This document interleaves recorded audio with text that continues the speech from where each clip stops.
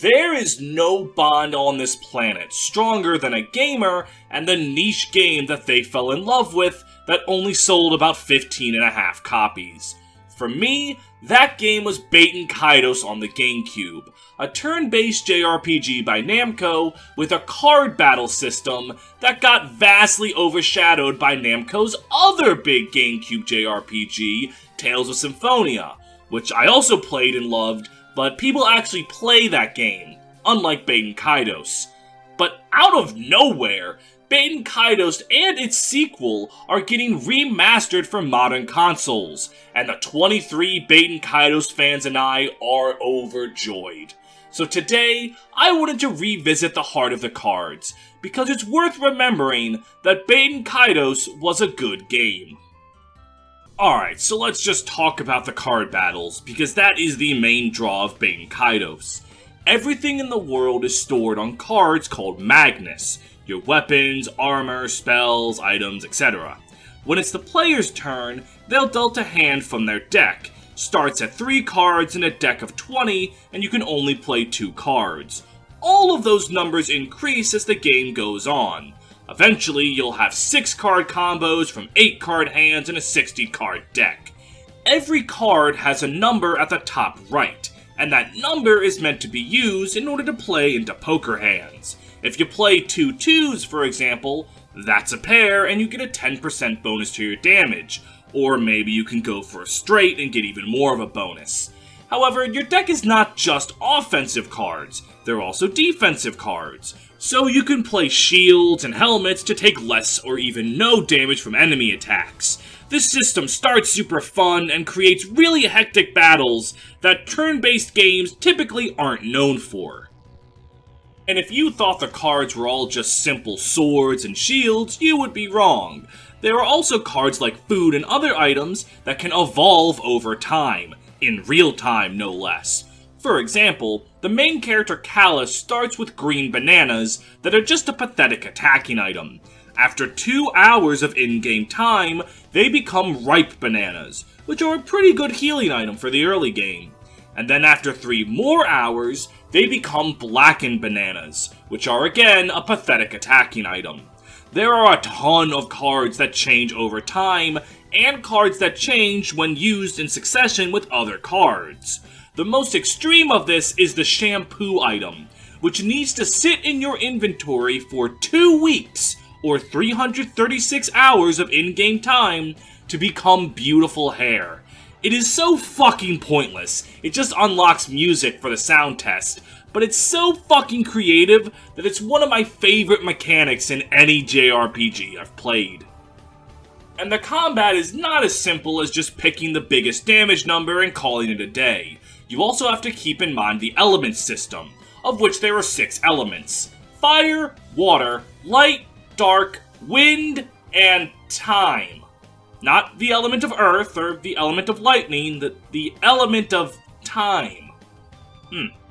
A lot of attack cards have an element attached to them, which can target enemy weaknesses, as you would expect, but you also have to be careful when deck building in order to not counteract your own attacks, because each element has an element that balances it: fire to water, light to dark, and wind to time. So if you were a mage who cast a fire spell in your combo for 15 damage, and then in that same attack combo did a water spell for 21 damage, they wouldn't add up to 36 damage.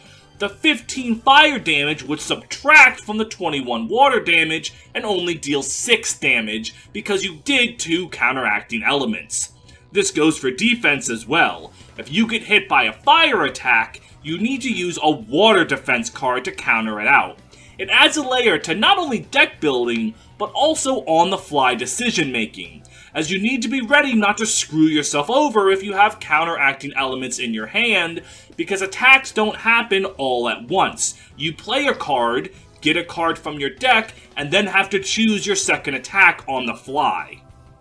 So in addition to keeping track of just your attacks themselves, and the numbers on the top right of the card, and the elements that they have, and how they interact with each other and your enemy, you also have to keep in account combo cards that can only be played after you've played a certain amount of cards in your attacking combo. You also have to keep in account healing items. This game has a lot, but it doesn't throw too much of it in your face at once. As the game goes on, you slowly get introduced to more and more ways to implement these mechanics, and it doesn't ever feel overwhelming. The only thing that kinda moves too quickly is upgrading your deck space. You start with only a 20 card deck and end with 60, but the progressive steps you take to get there are a bit too fast. You're stuck throwing in things like hair dryers and mattresses in your deck because you just don't have enough cards to put in it. But that issue does fix itself quickly enough. Eventually, cards will even start to have multiple numbers to choose from, meaning there's even more to take note of in a short amount of time, and you can easily fuck yourself over if you're panicking and not calm when you're making your attack. But when you get it right, and you can pull off a 6+ card combo with a straight and get several hundred extra damage, that high you get will have Dare beating down your door. It's that good.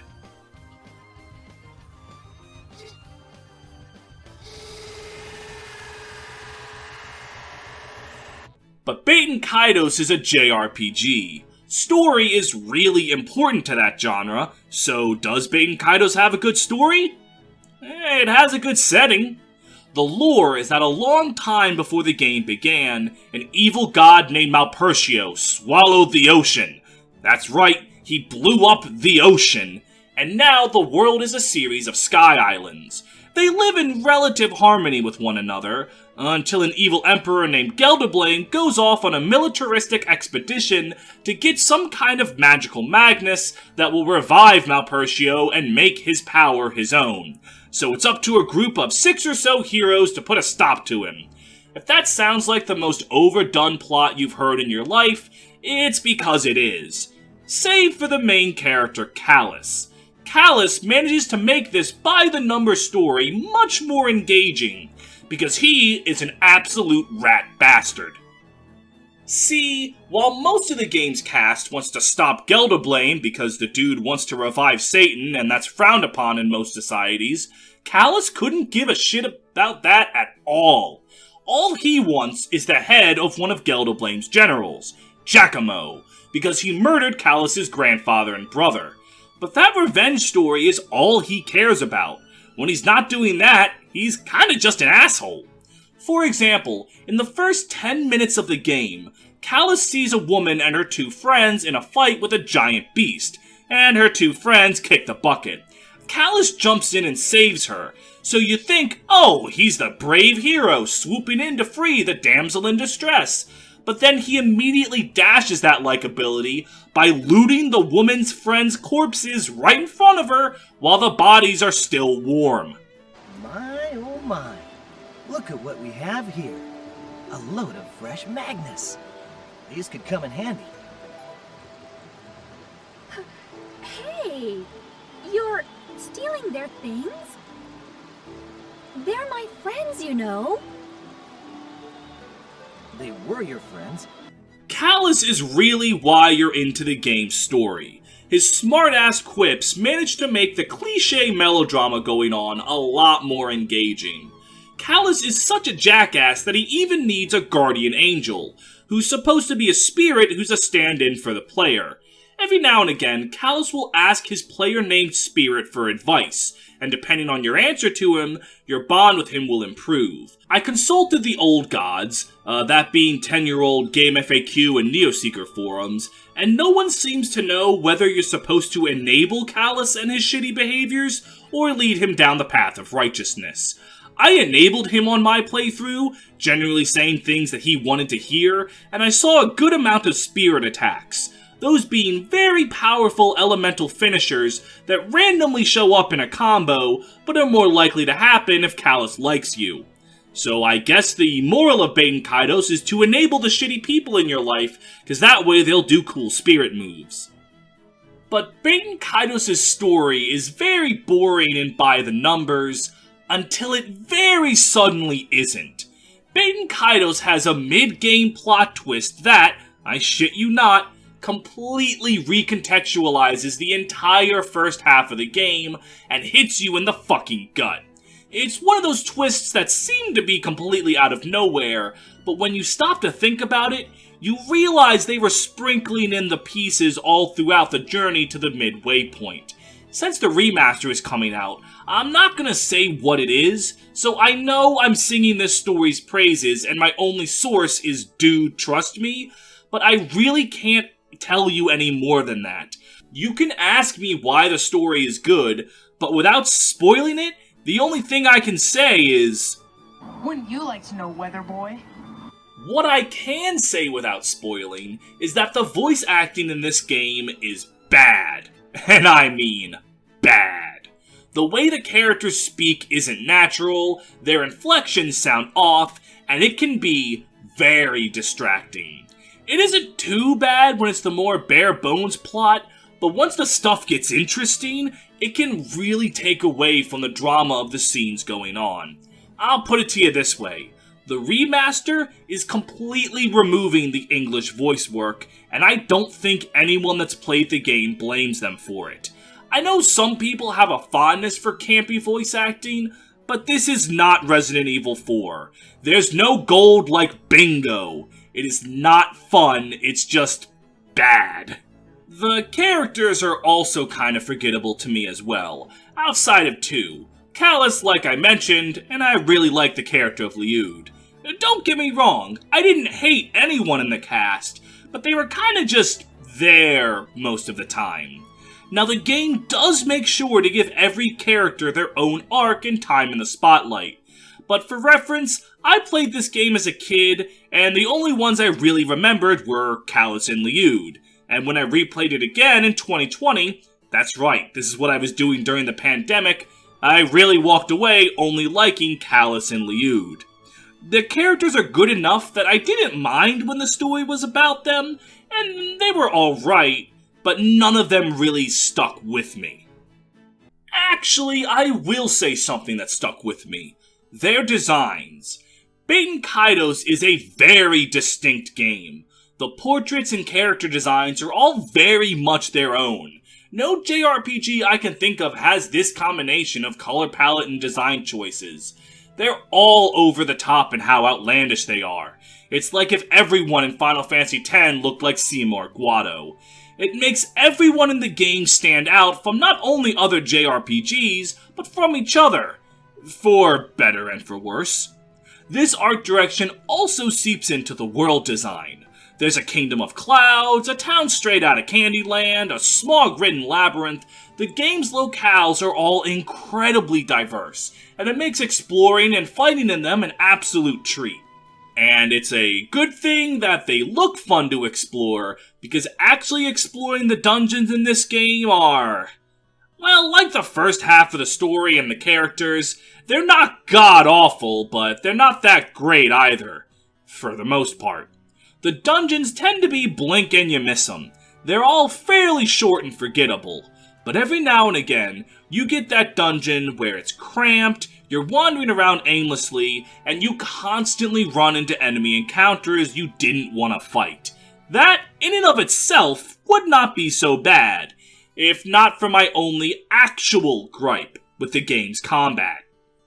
I'm going to show you some UIs from some other turn-based JRPGs, and then Baten Kaitos, and I want you to tell me if you see what's missing. Here's Pokemon. Here's Final Fantasy. Here's Dragon Quest. And here's Baten Kaitos. Do you notice something missing? Namely, a run button? That's right, Baten Kaitos does not have a run button. You need to escape using an escape card, which, why is the concept of running away in a card? It's not a smoke bomb or something, it's just the very concept of running away. You have to find it in a missable chest, which if you miss it the first time, you don't go back to that location for like 30 plus hours, or you get it in Liud's starting inventory, which is about 15 hours of gameplay. so it's very infrequent, and if you want to use it, it has to be the first card you play on an offensive turn. You cannot fish for it by starting an attack combo and then playing it in the middle of it. So if it isn't in your opening hand, you would have to just fight as normal to clear out cards in your deck for it, and then all of the enemies and your other 2 party members would take their turns fighting, and at that point, you're just doing the damn battle, so what's the point of even using the escape card, if you've even found it by your second turn? This isn't helped out by the fact that, due to necessity, battles take some time. It has to give you at least a second or 2 to pick the next card in your attacking combo. This isn't Trails, where Reen can just press the Gale button and the battle is over. Every fight takes a minute or 2. And most of the time, that's cool. But in some cases, when you're in those cramped dungeons just trying to get by, you'll get into a fight and go, ugh. And let me tell you, one of the worst signs of a JRPG is when a battle starts and you go, ugh. Thankfully, the remaster will have an option to toggle off fights altogether so you can explore those dungeons in peace, and that would kind of alleviate my really only issue with the combat. But that really is my only genuine complaint. The game is otherwise super fun, and there's more I could talk about for hours.